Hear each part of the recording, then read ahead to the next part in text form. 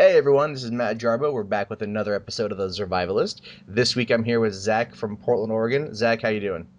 Doing quite good. How you? Doing good, doing good. Thanks for being here. So, all right, let's get down to it. You know what? Everyone wants to know, how would you survive a zombie outbreak?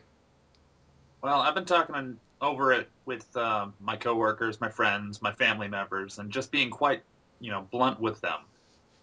If this were to actually be the scenario, should the zombies, the undead, actually rise, then this is exactly how things should go because they all know that I'm the plan guy, and I have a plan for split-second kind of situations.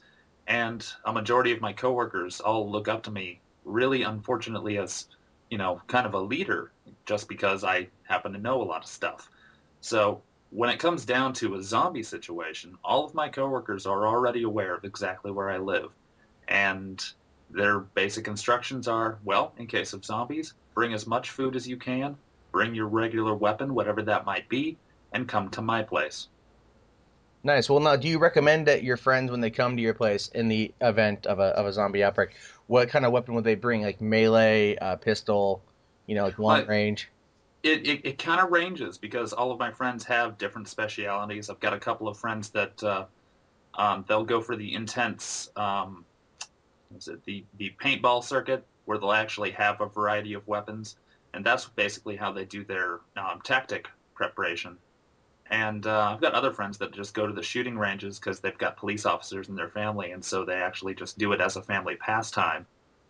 And so a lot of them are about the pistols and the firearms, but I'm a big fan of the the Max Brooks saying that blades do not need to be reloaded. Yes. And I'm a full collector of full tang swords, and I'm looking to get a couple of machetes in the near future. But I've already got plenty of friends that have their machetes, and a few people who are trained in martial arts who are more than welcome to come on over, and they're well aware of this. Okay, well, let me ask you this, because you're going back to the blade aspect of it. Hmm. Now you have a lot of blades.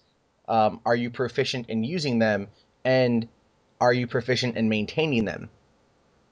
Maintenance, yes. Proficient using, no. There is a significant lack of classes available in the Portland area, and a few of them are really just down to kendo and slow stick fights. And stick fighting's fine, but you're gonna want to go fast as possible, even with a slow Romero style zombie. I see, I see.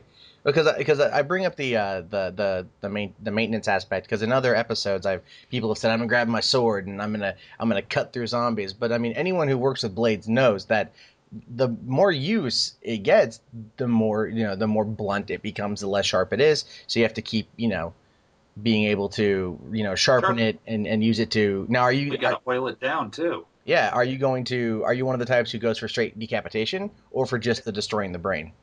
Well, I'm not going to go for straight decapitation because that requires a lot of practice and a lot of aim. Maybe eventually in the zombie landscape I would be able to perfect that, but I'm not going to go for straight decapitation.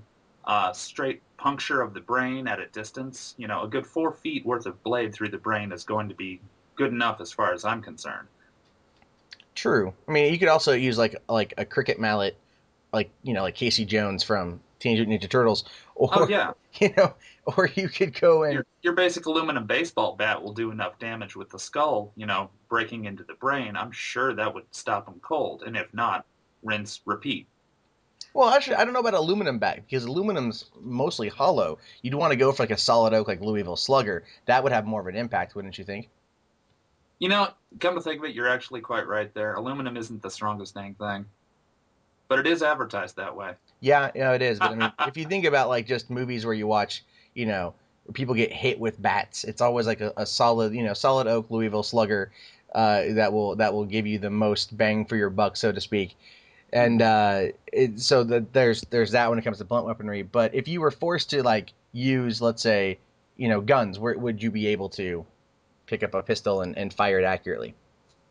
Without breaking my hand, probably not. No, I kind of stay away from the weaponry. But the rumor has it is that a bunch of my friends are going to be taking me on a shooting trip just for the zombies Oh, in the nice. near future. So I'm looking forward to that experience as well. Well, yeah, I mean, as long as you know how to use like a 22 caliber, you should be okay.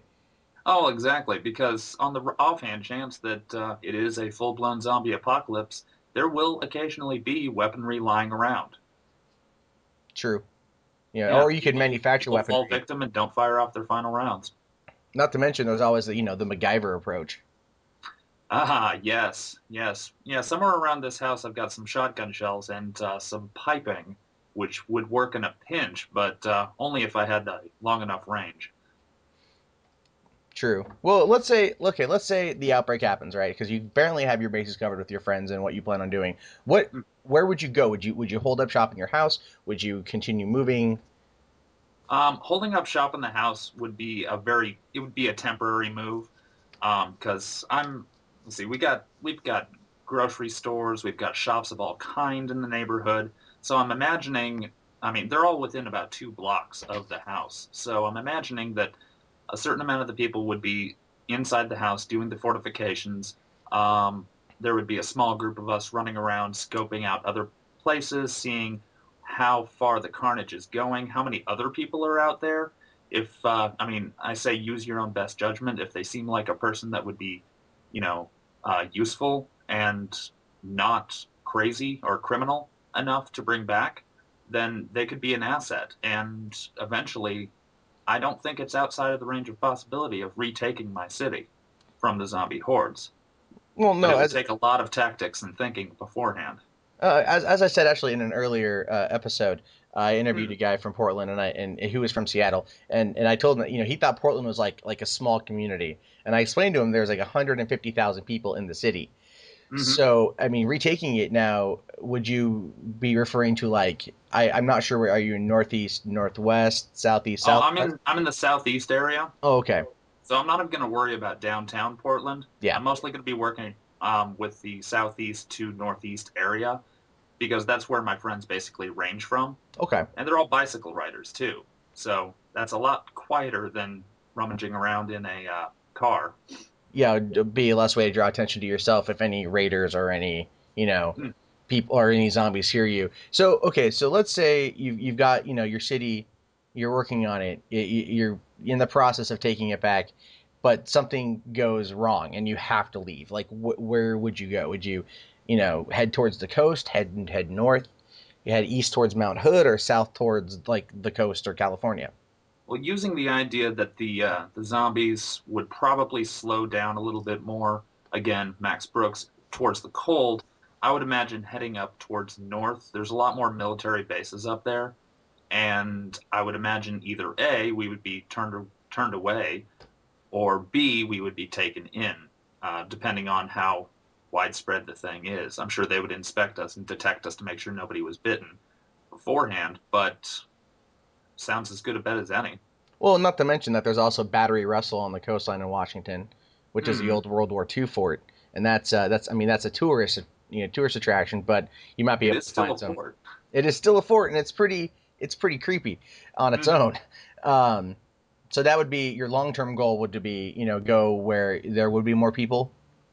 Essentially, basically restarting the not necessarily the same society that we just left, but at the very least, getting people moving again and a certain sense of safety. Because there's never going to be an actual safe, but might as well find some way of getting people to at least feel secure enough True, that they can go about having a sane life again. very true. Well, it's actually we're running out of time because this episode has flown by. Let me just end it with the last question, and Yep, I'm pretty sure you know what it is. yep. But if you were bit, what would you do? I've already negotiated that with a couple of my close friends. I am to be taken out. Like before or after you become a zombie? Well, if it's growing apparent that I'm sure by that time we're going to see how long the transformation actually takes just by viewing the chaos around us. And so we might have a timetable, but then again, we might not. So I say as soon as I start acting weird and, like anything out of my personality that is just not how I usually behave, Mm-hmm. then I'm to be taken off to the side. Well, at least you have a solid plan. Yep, I had to discuss it with a couple of friends just to make sure all my bases were covered. Well, Because who knows if those friends are going to be there if I do get bit. that's true. But Zach, that's actually all the time we have for this week. Thank you very much for being on the show. Thanks And a lot. No problem. And for all you guys listening at home, you can always tune in at facebook.com/kzomradio for all the new episodes. And please check out our sponsor, Monsters vs. Monsters, new card game for kids. It's a high-cost alternative. Sorry, the low-cost alternative to high-cost entertainment, and that's monstersvsmonsters.com. Thanks, guys, and see you next week.